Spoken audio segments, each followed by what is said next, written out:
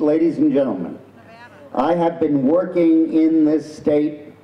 I have raised $400,000 and we've spent it in the state.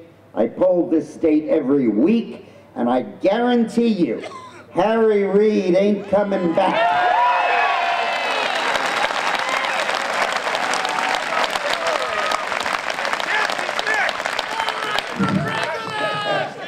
I won't run for president. You know why not? It's unconstitutional. The 13th Amendment prohibits slavery.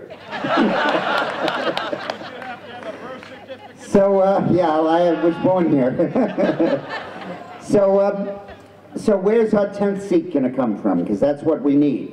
We have 5 chances, and you need to get busy in these 5. Delaware, I hope, but the best shot we have is New York, where nobody was counting, but Kristen Gillibrand, an upstate New York congressman nobody ever heard of, was appointed senator to fill Hillary Clinton's seat. And she didn't campaign, she didn't run any media, she's been totally invisible. And a feisty, aggressive, scrappy guy named Joe Diaguardi, a former congressman, a down-the-line conservative, his wife is a judge on American Idol, not wife, daughter, daughter's a judge on American Idol, and he won the primary. And there was a poll that came out 2 days ago. He's 1 point behind Gillibrand, and she's under 50. And then there is a very good chance, at this point I think by far a likelihood, that poor Barbara Boxer is going to leave that Senate seat.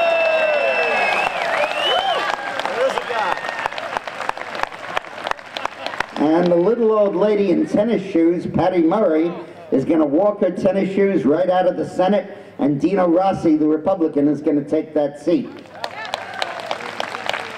And Christine O'Donnell has a very good chance of coming back in Delaware, because we're not going to let them do to her what they did to Sarah Palin.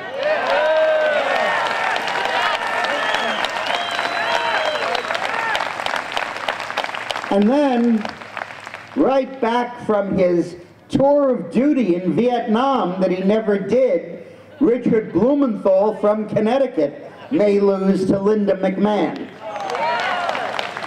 So we have 5 shots at that 10th seat.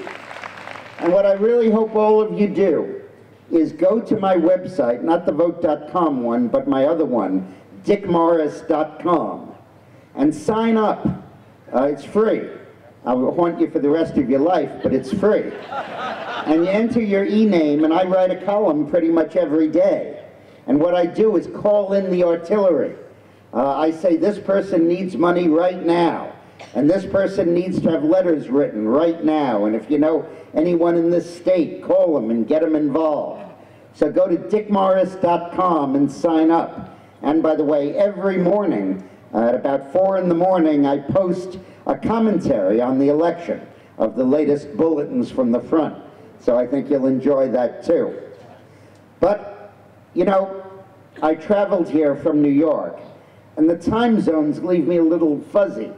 What month is this? September! And what comes then? October! And then?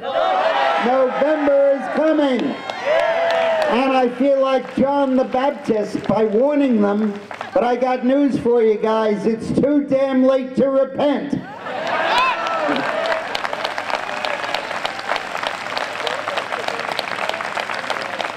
But the stakes we face, seriously, are enormous.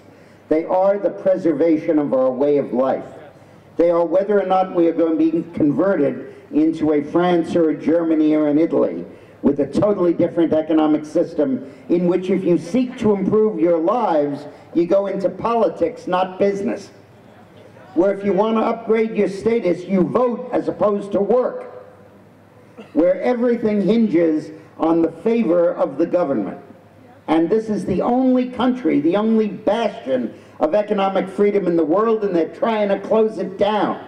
Bill O'Reilly asked me, I was in Italy last week, and I had St. Peter's over my shoulder, you may have seen me, and he asked me, why do the Italians like Obama so much? And I said, because he plugs the leak in their entitlement society. They can give their people all kinds of benefits, and the businessmen will go out to the United States, and they'll lose the jobs. But if Obama changes America, they can get away with it, and we'll all settle for stagnant incomes, our place in society, no ability to move up, and that's not America.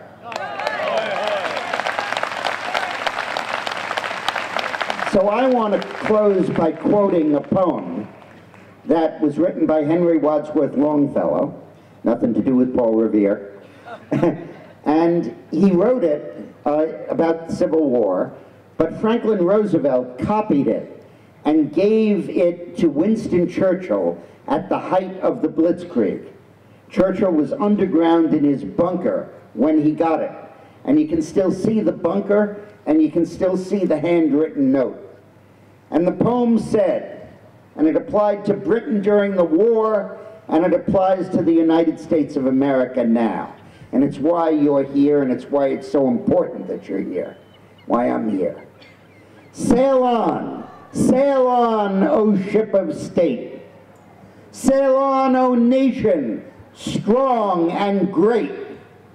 Humanity, with all its fears, with all its hopes for future years, is hanging breathless on thy fate. Thank you.